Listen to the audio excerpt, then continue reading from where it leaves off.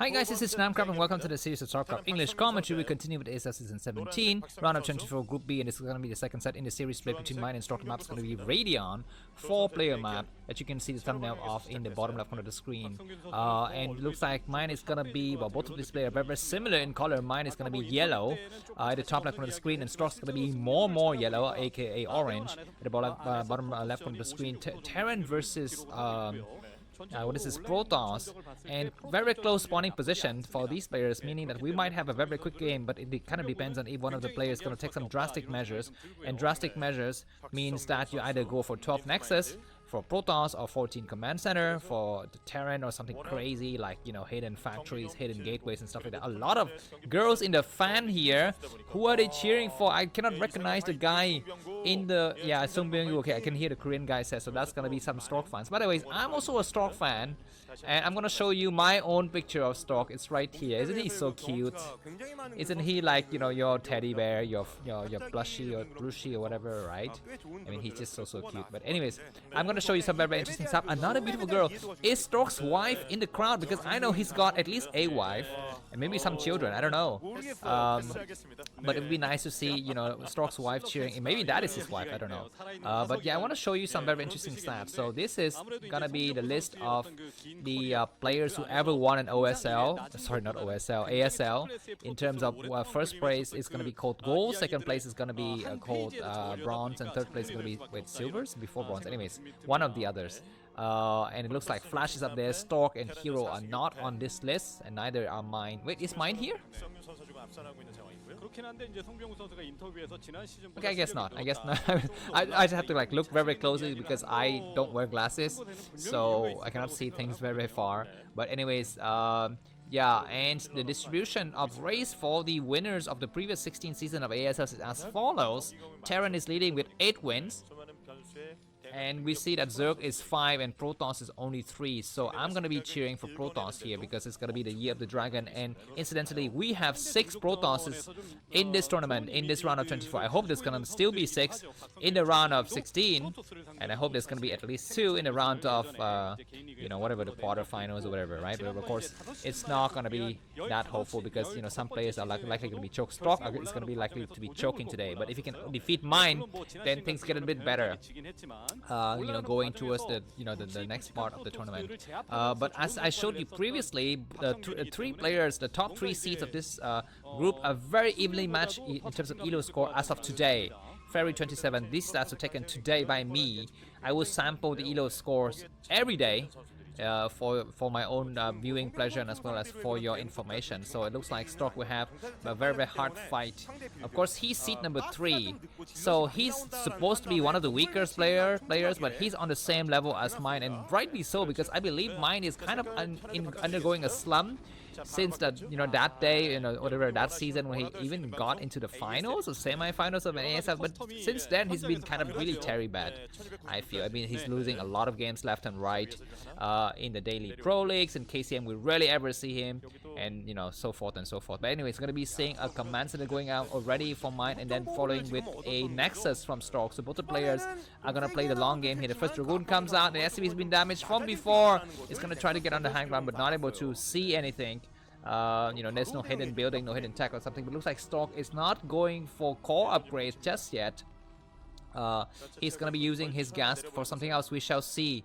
Anyways, the first vulture goes out and meets the Dragoons. This is a very, you know, clumsy movement from mine. I mean, the two players are so closely located. Why do you send your vulture in a direct path? At least try to zigzag it, or to make a spiral path, or, you know, some other quantum mechanics kind of path, but not like a straight line, because that is so elementary school. But anyways, yeah, 4 Marine, 1 Vulture. The Vulture is gonna get repaired at some point, I think. I mean, the Vulture maybe didn't even take any hits. Anyways, we're gonna be seeing, okay, finding the core is spinning, and I don't see any kind of new buildings from Stork. What is this kind of build? Is he saving up his money for either a fast third Nexus or just a robo and a general timing? We shall see. But it looks to me like mine is oblivious. Okay, we're gonna be seeing a very normal robo timing. So this is so classical, so traditional. I mean, this is so ordinary from Stork. There's nothing out of the ordinary here, and maybe that's gonna be something that will help him defeat mine here. And I pray to God he doesn't play carriers, because every time he plays carriers he loses. So anyways, that's the only thing that he can play nowadays. But anyways, the first push happens from mine, because sometimes Protoss players, especially players like Snow, like to skip the core upgrade for faster robo, and that's gonna hurt him. But in this case, Stork didn't skip the upgrade, so it's gonna be having Dragoon range here. But we need to have some kind of very fast micro and reaction from Stork. And Dragoon range is still not over. It's gonna be over very soon now. But he takes the first few shots and the vultures and damages it. So that's at least something. The second vulture comes out, 5 marine and a mine here. Excuse me, and a tank and 2 mines. So mine is gonna be having a very nice control situation. We're gonna be having engineer bay coming up because he's clearing some Shadow and Reavers coming out. Very nice mind placement here from our friend Mine. He's gonna be able to see exactly when the Shadow moves out, if there's ever a Shadow. But of course, Protoss players nowadays, I'm seeing a resurgence of ops first. So going for ops and not Shadow and Reavers. Yeah, and that's gonna allow you to take a little bit of a faster Nexus. Third Nexus, that is. Let's see if Stork is gonna make an ops and fly directly into Mine's base without destroying the mines. That's gonna be one critical thing that I want to watch out for. Yeah, looks like the Vultures is checking every single base around the map here, and Stork, you know what, he could have just do something very drastic by going out and trying to hide a probe in one of the oh my god, the position of that pylon signals to me that it's gonna be early carriers, because usually you don't build a pylon. Well, I guess you can build it there for spawning, but Stork is so notorious for carriers that we might see a carrier coming up soon. Okay, this Vulture might see the blurb. If it sees the blurb, then Mine is gonna know there's gonna be ops first, and he can adjust his build accordingly. Anyway, Stork is getting ready to go out there and clear some mines. He's not, oh my god, he's gonna clear one mine. And he's gonna try to clear the other mine first. He knows exactly where the mine's located. He's gonna try to do the moving shot, and he clears it with the moving shot because he already knew where the mine was located with the ops. So he doesn't actually need to, be very careful with his Dragoon. He can just attack it directly with a moving shot. And now this ops is gonna be hiding in the corner. The Protoss players, after Best has been very diligent with the ops, not going out there and clearing mines with the first op, only clearing it with the second ops, and then take a very fast Nexus. So that is something we're gonna be saying. But some vultures coming out to deny Stork's third base here. He's got enough money for a next Nexus. He's gonna be sending out a probe along the path here. He's gonna be very careful. The probe is gonna be very careful. The vulture is getting ready to go into intercept, but looks like at the last minute, Stork is able to safely plant down a Nexus. He's so careful. I mean, this kind of playstyle reminds me of Rain. Rain is one of those Protoss players who's very careful. He doesn't like to do some wacky stuff like fly in, fly out, destroy some stuff, get some units killed. That's gonna be more of the playstyle of Mini, and to a lesser extent, Snow. Stork and Rain likes to play very solid Starcraft. Just be very slow, very meticulous, and control big armies and try to win conventional engagement. And that is something that these two, I would say a little bit older of players. I guess Rain is not that old. Rain is quite young, but Stork is definitely very old. So we shall see what these two players have in store for us. Where's the Stargate for Stork when he needs to kind of put down the Stargate, because that's the only thing he knows how to do here. Not yet putting down a Stargate. It's going to be going for triple gateway first, which is nice. Scanners coming up because Mine is, of course, he has seen Stork's stream and he knows that Stork is a carrier man, so he's gonna be looking forward to scanning. And it would be nice for Stork to hide his Shadow somewhere, not just leave it in plain sight. Just go and hide it in one of the corners, I think, so that when the scan happens, then he doesn't reveal the... Okay, he reveals the Shadow. I don't really like that, but I've mentioned to you many times on the stream that Protoss players need to go and hide their shadows when they make it, so that the Terran's completely in the dark here, and finally the Terran is not in the dark. Anyways, sometimes I feel like it's okay to show your shadow because you want to kind of make your enemy... Oh my god! You can kind of want to force your enemy into thinking that you have shadow with Zealot or Reaver or something like that, but sometimes it's gonna be better for you to... Oh my god, return your probe! He's so slow! Return the probe! Anyways, yeah, only one probe get destroyed here. It looks like +1 weapons is done on the tanks, and so Mine might decide to move out. Does Stork have enough forces on the ground to actually deal with that army? I think, oh, it's okay. I don't know. Yeah, he's possibly gonna be having a Reaver soon. So one Shadow, one Reaver is I think is more than enough to take care of this. Stork is gonna take down the base on the left side. Is it gonna be better to kind of scroll out on towards the left, the right side, or is it gonna be better to take the base at the 8 o'clock position? I kind of have my mind not yet decided, because sometimes I feel like it's better to take bases closer to your enemy. Oh, observer getting sniped. But you know, sometimes it's gonna be safer to expand away from the enemy.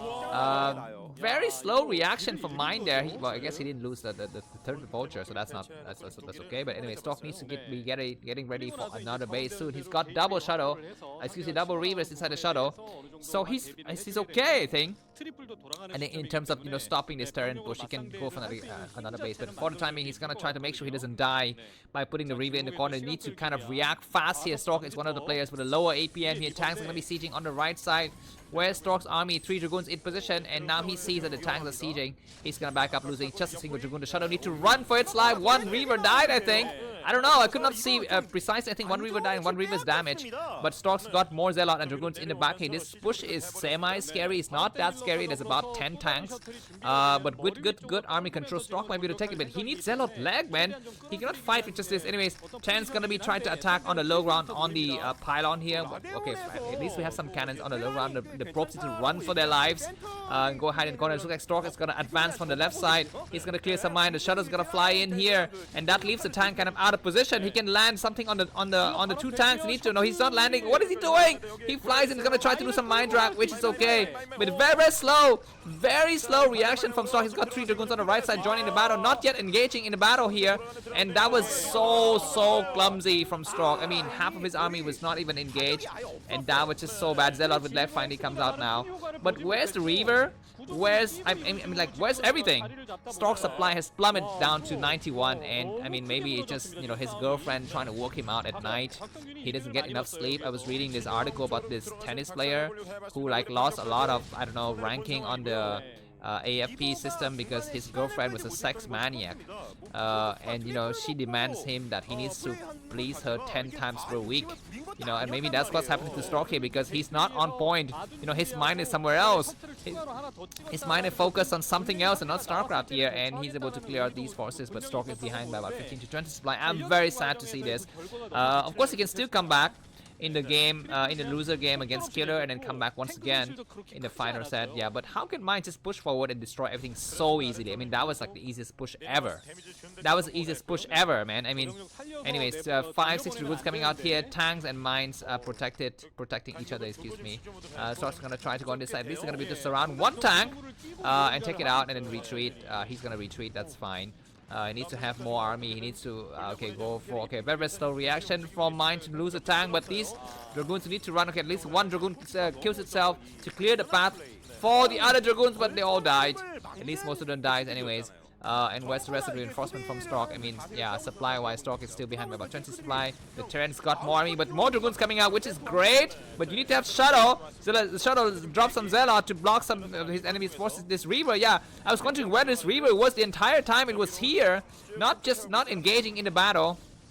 But now, yeah, he's gonna be able to destroy one tank and pushes forward. He's still got ops, which is nice. He needs to go and expand somewhere though, because his enemy, oh my god, his enemy is, you know, in one base more than him. So what can Stork do here? Finally, Stork takes also to take the base at the top, the bottom, what is it, the bottom right corner of the screen, which is okay for him. But he's gonna try to go out here for some kind of harassment. He lands the Reaver. Reaver takes a shot and takes out a Marine only, and then it might clear the Goliath and then leave. That was beautiful micro. That micro was so sexy from Stork. Like, this is the level of play that we expect from the dinosaur. He killed one Goliath, a couple of SCVs and 3 Marines with that shot and leave unscathed, and that was really nice. But Vulture's gonna be looking for harassment in the bottom right corner of the screen. But yeah, they all died, so that's good for Stork. You need to kind of transfer probes safely towards this new base. Stork is not used to playing this kind of, what is it, Mantos, Zealot, Mass Dragoon kind of playstyle. He's more of a carrier, man. Like I told you, he likes to carry things around. So that is something that we kind of we have to wait and see for the next battles. But anyways, 2 Vultures looking for things to kill here. Where's Stork's next expansion? He's not. He's got an expansion, but he's not transferring probes. Finally, he's gonna be transferring probes, and this Vulture, we need to die. We might have a Mind Drag. No, the Mind Drag is not yet destroyed. We still have tanks on the low ground. Oh my god, Stork has forgotten about these tanks. He's forgotten about these tanks for a long time. Oh my god, so unlucky from Stork, man. Just losing random units everywhere. And he's gonna come out these 2 tanks. You know, it's gonna be time for Stork to go and clear the 2 tanks first before any kind of engagement. He's got Shadow with speed. Go and clear the tanks with your double Shadow. I mean, these 2 tanks have been standing here forever. What the hell? Alright, we see some scan, I think some scan from mine. He might be scanning the bottom right corner of the map, and he's gonna try to go there with a shadow. And Stork need to get ready. I mean, what kind of decision making is? You have double shadow. There's no way you can assault these tank lines. There's no way. He tries. He's gonna try to go in. I don't like it, but yeah, he clears some mine with the first shadow. He clears some tanks with the second shadow, but the tank line on the left side is still so deep. And even if Stork can clear this, he's gonna get dropped on the bottom right. Let's look out for the dropship that lands on the bottom right. The rest of the tanks are still alive, and so many Dragoons gonna be mounting. And GG from Stork. The second game goes to mine. Let's move to the next set. See you soon. If you like to catch me, buy me coffee. The link is in the video. See you soon. Bye bye.